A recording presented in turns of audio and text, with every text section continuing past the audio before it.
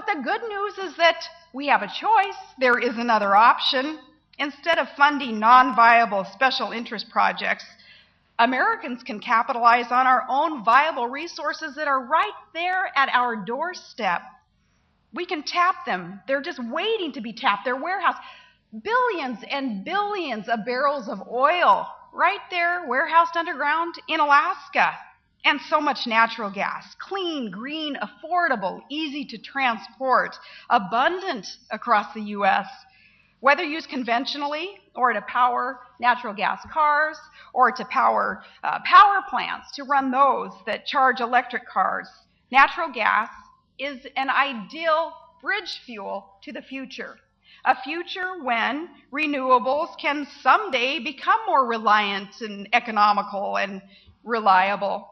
I warn Americans so often when I have the chance that it's a false utopian fairy tale told that would want you to believe that we don't need to drill for oil in the U.S. No, government manipulating energy supplies, manipulating any aspect of an economy, it leads to more people becoming more and more dependent upon government to meet their needs.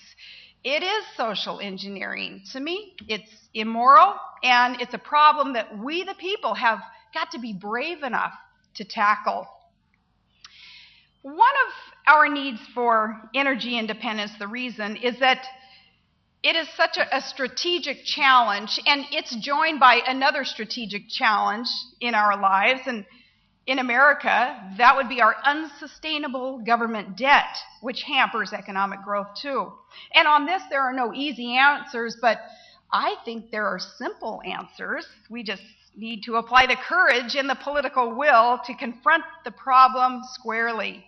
Obviously, we need to stop digging the hole that we are in there that has led to a $14 trillion national debt. We need to cut spending. We need to cut government back down to size and get rid of overly burdensome regulations. And most of all, we need job growth.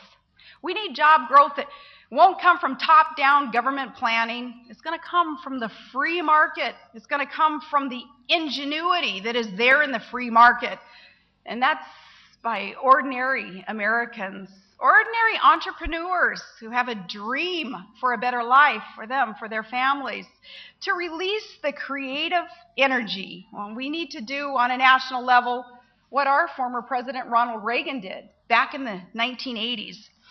It's what I believed in as a reforming mayor and a governor in my state, because I want the free economic choices of ordinary men and women to power the marketplace, rather than distant bureaucrats thinking that they can plan and grow an economy by government decree, because that just doesn't work. And I know that you understand this, India, because in the early 1990s, due to clear, common sense, pro-free market reforms, India's economy took off.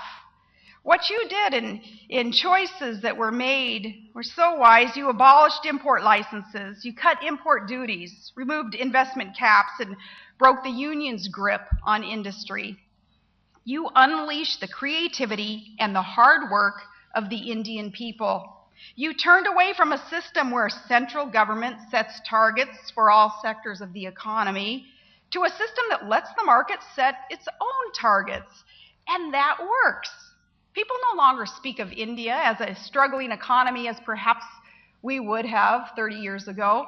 Today, we speak of India as a dynamic and vibrant economy. And what you did was empower individuals. And in doing so, you've reminded America of what made our country exceptional, that free entrepreneurial model that made our country great and prosperous, truly made America exceptional.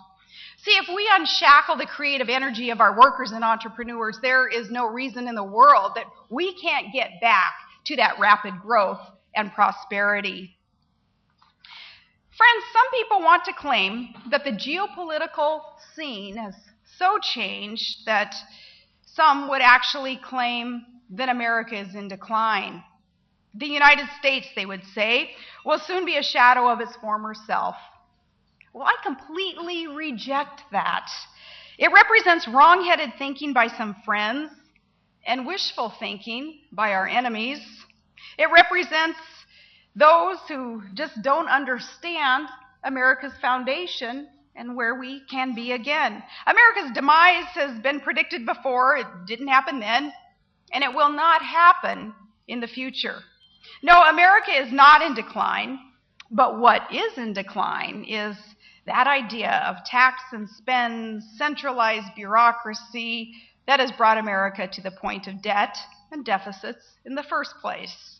These big government ideas are once again, thankfully, being consigned to the ash heap of history, though they won't go quietly to the grave. From the beginning, my faith has never been in big government. My faith is in the American people, and we are turning things around. Now, all great nations face the challenges that come with a changing economy, changing demographics, and new technologies. The nations that succeed in the face of these challenges are the ones that show innovation and ingenuity and will empower a free people. These qualities are the hallmarks of the American experience and the unique strengths of the American people. My vision for my country is an America that unleashes those strengths and confidently engages in leadership throughout the world. My vision for America is one that would welcome the healthy competition and the partnership of rising economic powers in a democracy like India. The relationship between our countries could shape the course of the next century, tilting it in the direction of free people, free markets. The future lies with us. We're half a world apart geographically, but we are connected with so much in common. We both have deep and historical democratic traditions, and we are the world's most diverse and tolerant and dynamic societies. Our peoples enjoy very close ties, and in recent years, our governments are finally catching up.